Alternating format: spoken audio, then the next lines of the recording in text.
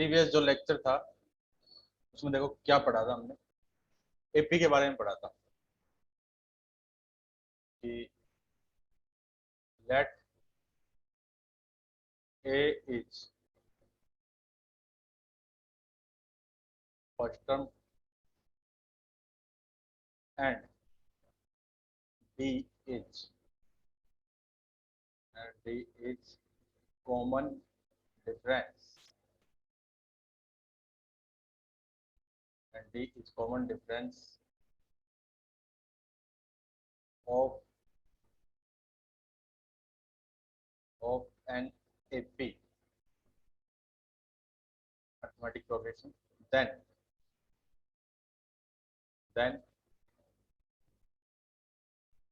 AN equal to A plus में n minus one into D. ये एक formula पढ़ा था। इसमें an क्या चीज है? an का मतलब nth टर्म, या फिर इसको हम लास्ट टर्म भी बोलते हैं, लास्ट टर्म। n क्या है? n is number of terms. फिर ए है फर्स्ट टर्म, डी है कॉमन डिफरेंस। तो चार चीजों में से कोई तीन चीजें दी जाएगी और कहेंगे कि चौथी चीज फाइंड करो। ठीक है, तो इसके बेस पे देखो कुछ क्वेश्चन सोल्व करते हैं। जैसे पहला क्वेश्चन है, right the arithmetic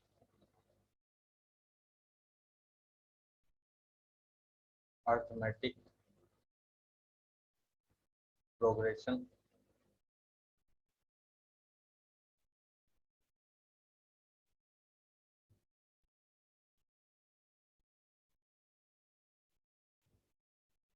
write the arithmetic progression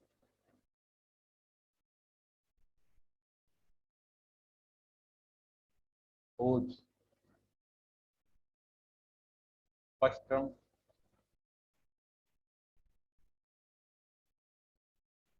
is -1 and common difference is 1/। ये क्वेश्चन है, देखिए कुछ नया नहीं बताया, वही है जो प्रीवियस लेक्चर में बताया था कि किसी एपी की फर्स्ट टर्म ए हो, ठीक है, कॉमन डिफरेंस डी हो, तो nth टर्म को हम लिखते हैं a plus n minus one into D. ये आप प्रीवियस लेक्चर में पढ़ चुके हो। अब उसके बेस पे क्वेश्चन है कि एक अर्थमेटिक प्रोग्रेशन लिखिए जिसकी फर्स्ट टर्म -1 है और कॉमन डिफरेंस 1/2। तो इसका मतलब एक तो आपको ए गिवन है, ए कितना है -1, एक आपको कॉमन डिफरेंस डी गिवन है 1/2, ए और डी गिवन। तो देखो फर्स्ट टर्म पता है, सेकंड टर्म निकालें, सेकंड टर्म यानी a2। इसमें n की जगह, ये जो फॉर्मूला है ये वाला, इसमें n की जगह 2 रखा मैंने, तो क्या बनेगा a प्लस में 2 माइनस वन, a प्लस में 2 minus one into D, that means a plus D. A तो कितना -1, डी कितना 1/2, तो ये कितना आ गया -1/2। फिर निकालें a3 यानी थर्ड टर्म। अब थर्ड टर्म क्या होगी? थर्ड टर्म a3 निकालने के लिए यहाँ इसमें n की जगह क्या पुट किया? 3 पुट किया। 3 पुट किया तो इसका मतलब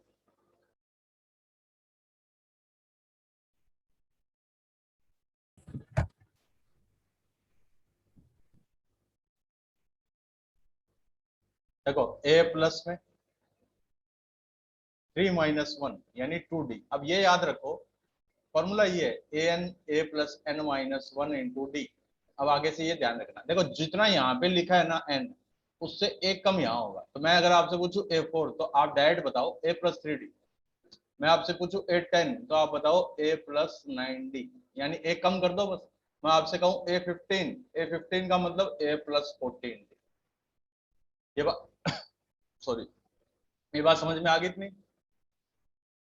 जो भी लिखेंगे उससे एक डी कम हो जाएगा। ए प्लस 2d। बेटा एक तो लेट ज्वाइन करते हो और फिर कहते हो रिपीट करो रिपीट करो। टाइम पे आप आया करो क्लास में। अब जिसको रिपीट चाहिए वो जब लेक्चर अपलोड होगा ना तब देख लेना। ए की जगह -1, ठीक है।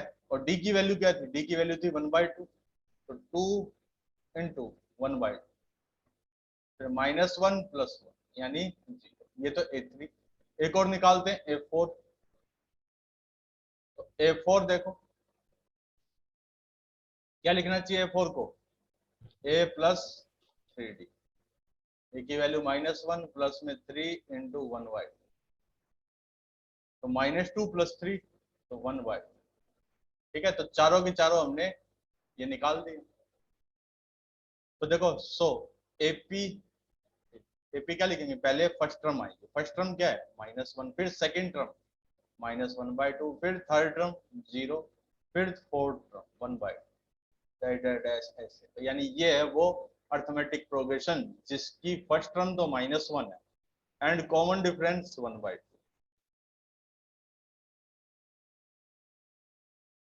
क्लियर है सभी को? एक और करते हैं, देखो इसी टाइप का question.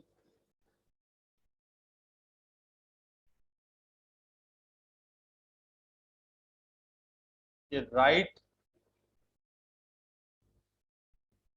The AP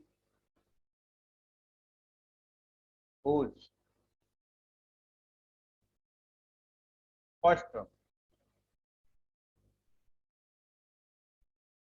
is 2 and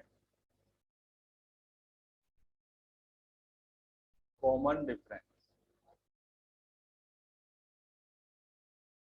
difference is -1। ठीक है, इस बार ये कि फर्स्ट टर्म तो 2 है और कॉमन डिफरेंस -1। तो ए तो हो गया 2 एंड कॉमन डिफरेंस डी -1। तो अब देखिए आगे A2 निकालूं। ये तो ए हो गया, फर्स्ट टर्म होगी, सेकंड यानी A2 में कितना लिखना चाहिए? A + d लिखूंगा। ए की वैल्यू 2, डी की वैल्यू -1, 2 - 1 1। फिर निकालूं A3। A3 में कितना लिखूंगा? A + 2d लिखूंगा। ए की वैल्यू 2, डी की वैल्यू -1, 2 - 2 दैट मीन्स 0। फिर A4 लिखा मैंने। A4 में कितना लिखूं? A + 3d लिखूं। ए की वैल्यू 2, डी की वैल्यू -1, 2 - 3 यानी माइनस। सो एपी को अगर लिखें तो फर्स्ट टर्म 2, सेकेंड टर्म 1, फिर 0, फिर -1, फिर डायरेक्ट, यानी ये है वो एपी जिसकी फर्स्ट टर्म तो 2 है और इसमें मिनिमम नंबर ऑफ टर्म्स कितनी लिखते हैं? मिनिमम नंबर ऑफ टर्म्स 4 लिखते हैं बेटा। ठीक है, कम से कम 4 टर्म लिखनी चाहिए हमें।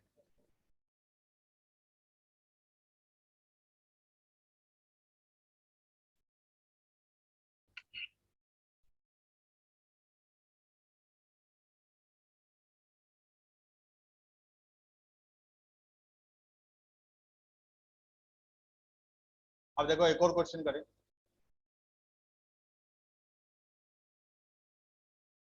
राइट डाउन या right fifth and 10th term of an AP whose first term whose first term is 3/2 and common difference is minus का 2/, -2/, ये कॉमन डिफरेंस। इसका मतलब क्या हुआ? क्वेश्चन का मीनिंग है कि एक एपी है जिसकी फर्स्ट टर्म कितनी है? 3/2 है एंड कॉमन डिफरेंस है -2/3, तो उस एपी के 5वीं और 10वीं term, 5th and 10th term find करनी है। देखिए जो गिवन है पहले मैंने वो लिखा, एक तो ए गिवन है, फर्स्ट टर्म होगी 3/2, कॉमन डिफरेंस डी, डी हो गया माइनस का 2/2, 3/2 माइनस 2/2। अब कहा एक तो A5 फाइंड करो और एक A10 ये फाइंड करो, ठीक है। तो A5 अगर मैं लिखूं A5 तो मैं क्या लिखूंगा, A प्लस में 4D लिखूंगा, यही लिखा जाएगा ना, A5 A प्लस 4D। अब A की वैल्यू पुट कर दें हम, value of A is 3/2 plus में 4 इंटू डी, डी कितना है माइनस का 2/2, तो 3/2 माइनस का 8/3, ये हो गया 9 माइनस 16 अपॉन में 6, तो माइनस का 7/6, ये होगी उस एपी की 5th टर्म। अब निकालनी है 10th टर्म, तो 10th टर्म हो जाएगी A प्लस में 9D, value of A, value of A is 3/2 और value of D is minus का 2/2,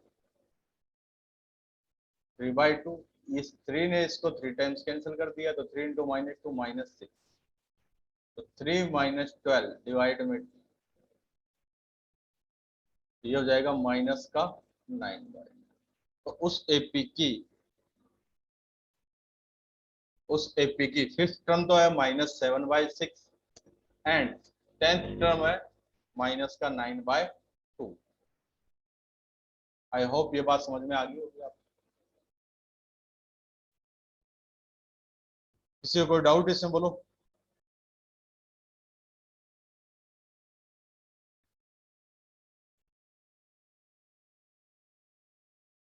स्क्रीनशॉट लो बेटा इसका, फिर आगे बढ़ते हैं।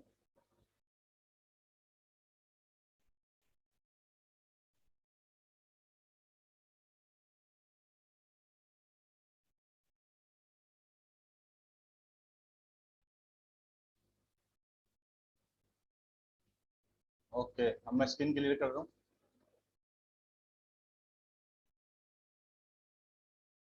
अब चलते हैं नेक्स्ट पार्ट पे आगे।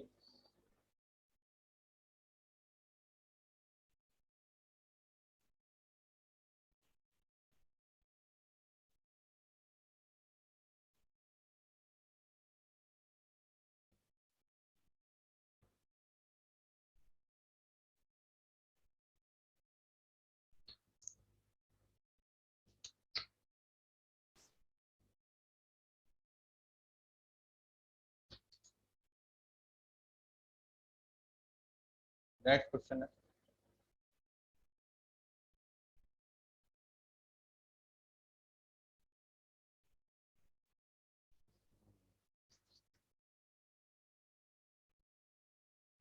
The first term of AP, the first term of an AP is minus का 7, ठीक है, एंड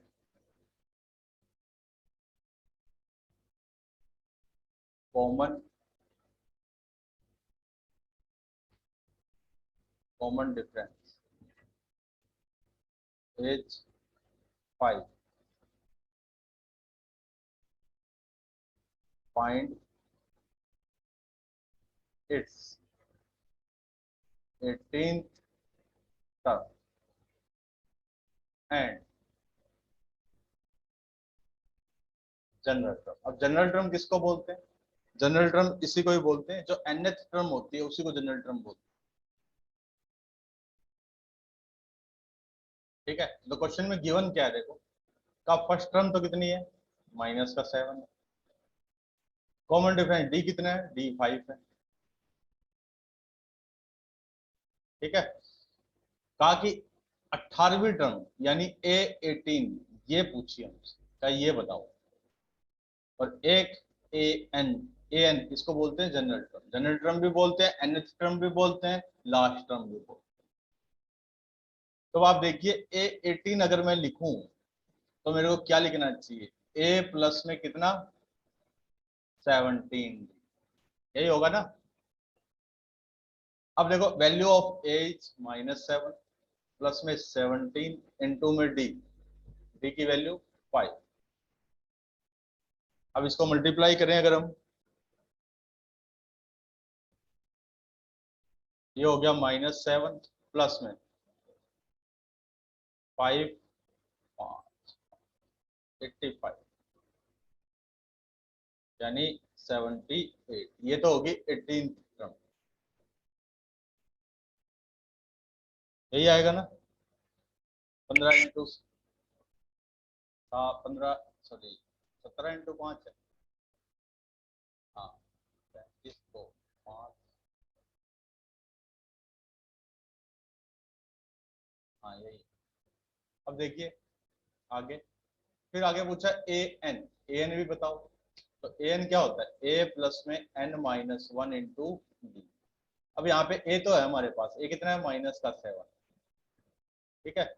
एन, एन तो हमें पता ही नहीं, क्योंकि जब भी जनरल टर्म पूछेंगे ना तो उसमें एन जरूर होगा।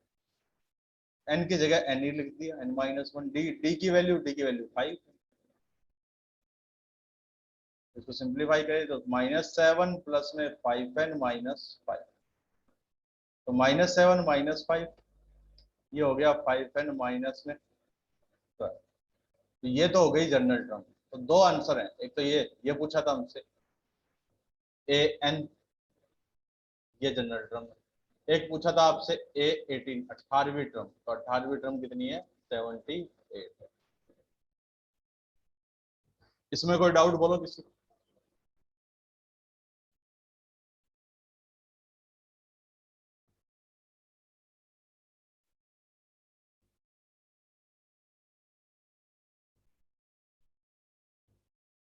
ये है ना सभी को।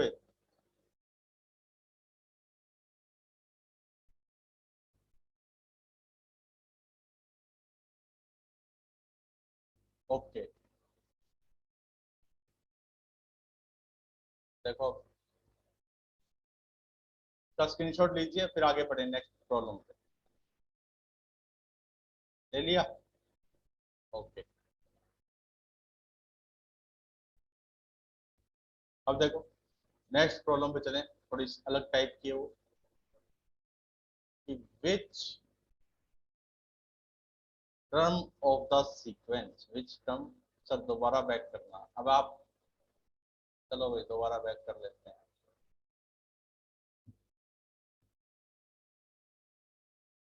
फटाफट screenshot low.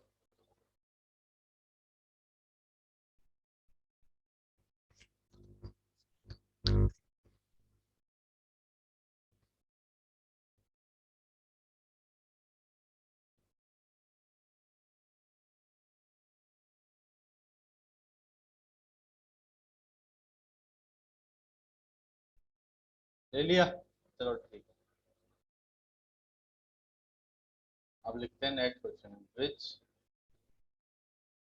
Term of the sequence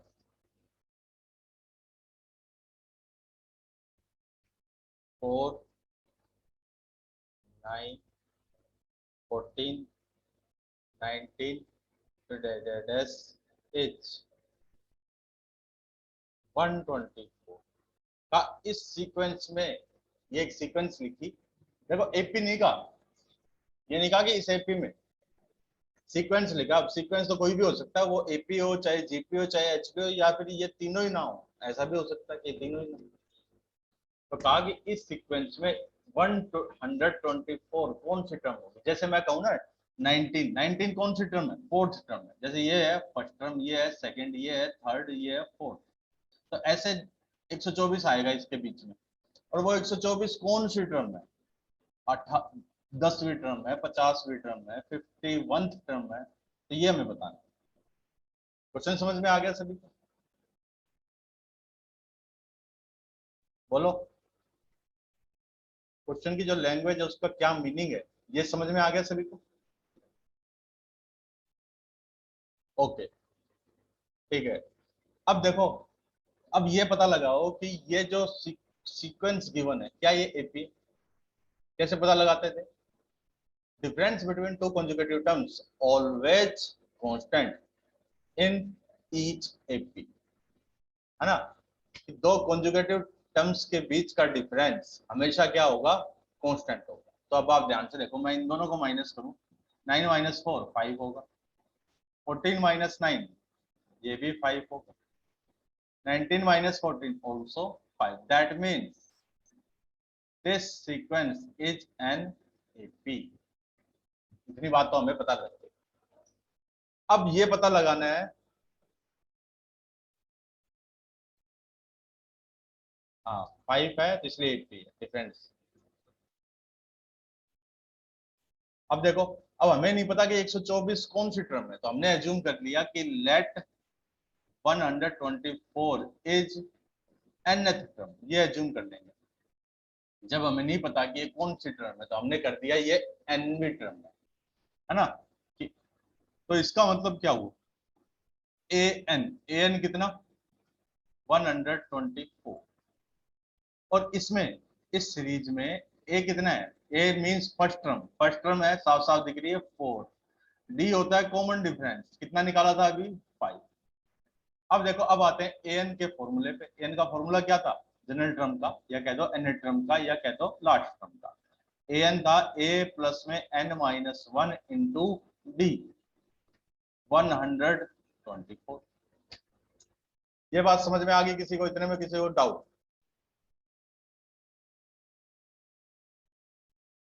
clear है सभी को?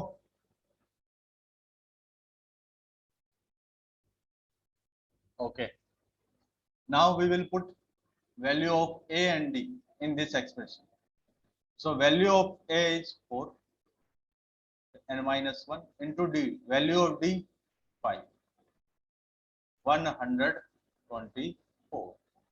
मल्टीप्लाई करें तो देखो 4 प्लस में 5n माइनस 5 इक्वल टू 120।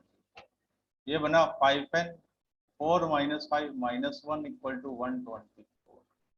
तो 5n इक्वल टू 125। n कितना आ गया? 125 डिवाइड में 5।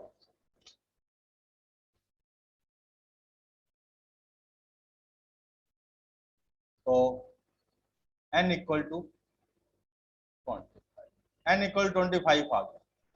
तो इसका मतलब 124 n की जगह रखूं मैं 25, तो यहाँ पर आंसर, जो फाइनल आंसर लिखा जाएगा वो क्या होगा? कि 25th टर्म इज 124। क्लियर? अब बाई चांस ऐसा हो, देखो इस क्वेश्चन में तो हुआ नहीं, लेकिन सपोज ऐसा होता कि n की वैल्यू ऐसे आ जाती 2.5, 2.5 ऐसे, तो आंसर क्या देते? क्या ऐसे देते कि 2.5th टर्म इज 124, 124। अब 2.5 की टर्म तो कोई होती नहीं। जरा लिख के देखो, देखो ये पहली टर्म, इस सीरीज में देखो जरा, ये पहली टर्म, ये दूसरी टर्म, फिर ये तीसरी। अगर मैं कहूं 2.5 की टर्म कौन सी, तो नहीं, कोई नहीं होती, है ना? इसका मतलब n की वैल्यू, स्मॉल n की वैल्यू हमेशा क्या होगी? एक नेचुरल नंबर होगी। अगर नेचुरल नंबर नहीं आ रही तो फिर हम क्या कहेंगे? फिर हम ये कहेंगे कि अगर ऐसा आता, 2.5 आ जाता या कोई और फ्रैक्शन आ जाता, बस इंटीजर नहीं आती, तो हम कहते हैं कि इस सीरीज में, पहले तो ये आंसर देते हैं कि n की कोई वैल्यू पॉसिबल नहीं है। और उसका एक्चुअल मीनिंग क्या होता? उसका एक्चुअल मीनिंग ये होता कि इस सीरीज में 124 कभी आएगा ही नहीं। समझ में आ गई? तो आगे से ध्यान रखना, कभी भी n की वैल्यू फ्रैक्शन में आ रही है तो इसका मतलब वो पॉसिबल ही नहीं। और वो पॉसिबल नहीं होने का मतलब जो भी आपने एज्यूम किया वो पॉसिबल है। सिंपल सा। कोई डाउट इसमें बोलिए।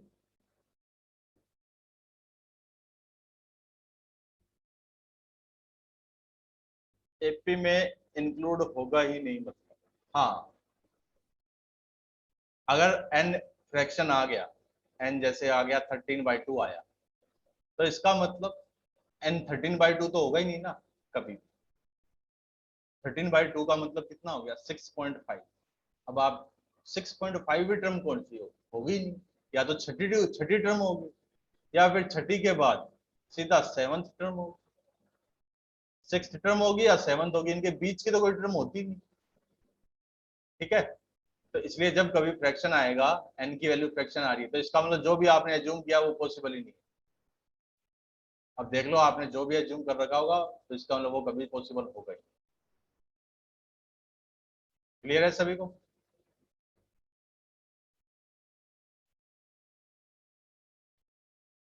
ओके, स्क्रीनशॉट लो बेटा इसका, फिर आगे बढ़े इसमें।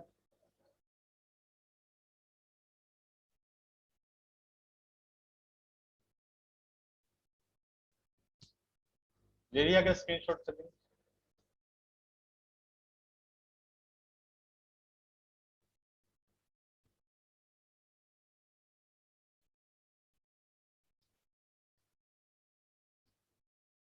ओके, अब मैं स्क्रीन क्लियर कर रहा हूँ। अब इस बार पूछा, इस बार क्वेश्चन है कि how many terms are there in the sequence, in the sequence 3 6 9 12 फिर डैश लास्ट में 1 1 1। अब क्वेश्चन ये है कि इस सीक्वेंस में कितने टर्म, सीक्वेंस का एपी नहीं का अगेन। तो अब आप मेरे को ये बताओ, क्या ये एपी है? चेक करके बताओ फटाफट।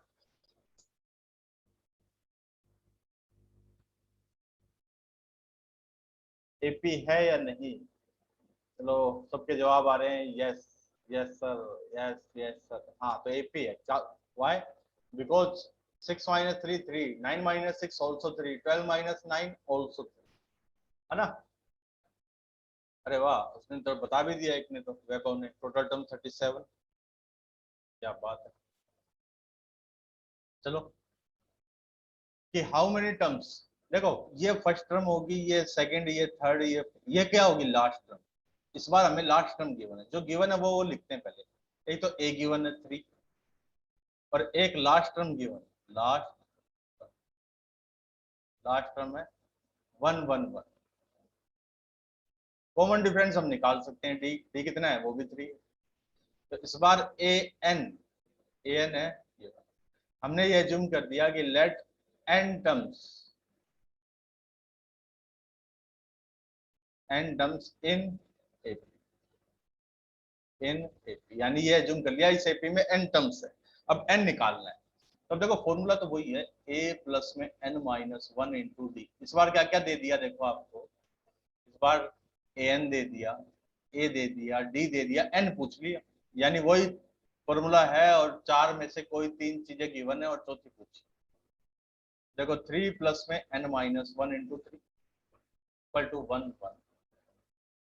3 प्लस में 3n माइनस 3 इक्वल टू, ये दोनों कैंसिल आउट, यही आएगा ना। तो 3n इक्वल टू 1 1 1। फिर 21 3 7 21, n इक्वल टू 37। इसका मतलब total 37 terms are present in given sequence. Clear है भाई सभी को?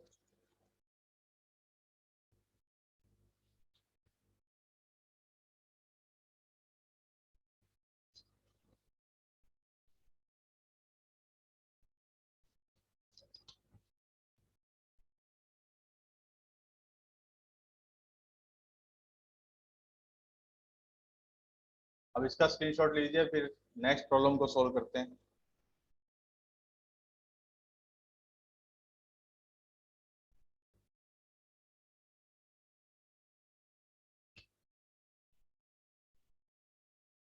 ले लिया स्क्रीनशॉट?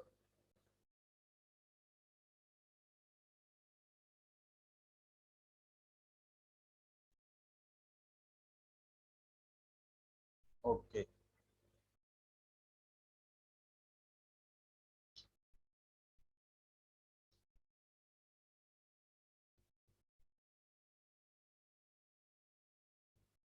बेटा ये आप जो बीच बीच में अपने, आपका वीडियो ऑन हो जाता है, जैसे किसी का कैमरा ऑन हो गया बीच में तो उसकी शक्ल आ रही है ना, तो फिर ये लेक्चर भी तो रिकॉर्ड हो रहा है। तो फिर आप एक काम करना, जो लेक्चर रिकॉर्ड होता है इसको जाके देखना जरा। तो आपका फेस, अभी जैसे किसी का, मैं नाम नहीं बोल रहा, किसी का अभी ये कैमरा ऑन हो गया, अब देखा कि उसके बाल बिखरे हुए हैं, वो आंखों को रगड़ रहा है या रगड़ रही है, जो भी है, ठीक है। तो वो सब चीजें इसमें वो हो जाती है, क्योंकि स्क्रीन तो रिकॉर्ड हो रही है, वो सब चीजें इसमें वो होगी, सेव होगी इसमें। जब आप इसका यूट्यूब पे जब आप इसका लेक्चर देखोगे ना, तो आप उसको, आपको साफ दिखाई देगा, या जो भी उसको देख रहा होगा उसको साफ दिखाई देगा कि अरे ये बीच में कौन आ गया। तो इसलिए कोशिश करो कि आप अपना ये जो कैमरा है इसको ऑफ रखो। अब देखो, अब पढ़ रहे हैं हम, एक चीज और पढ़ते हैं।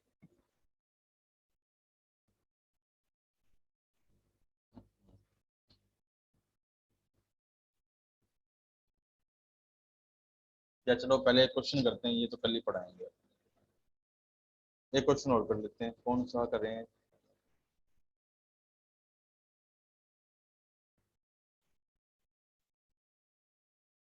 हाँ, देखो,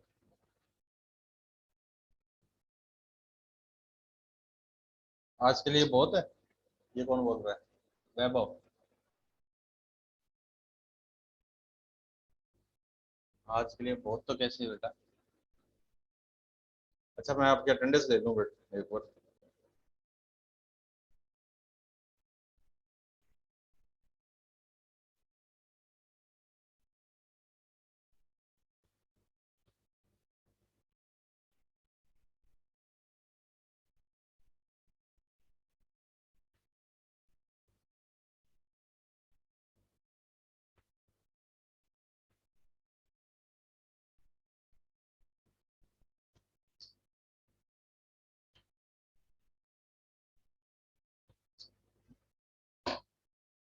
ओके,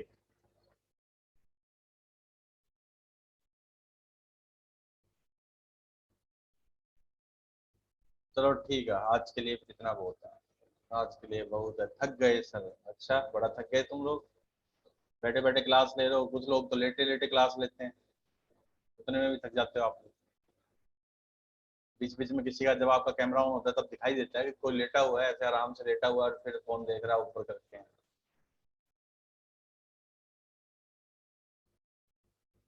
चलो ठीक है, कल करेंगे बात।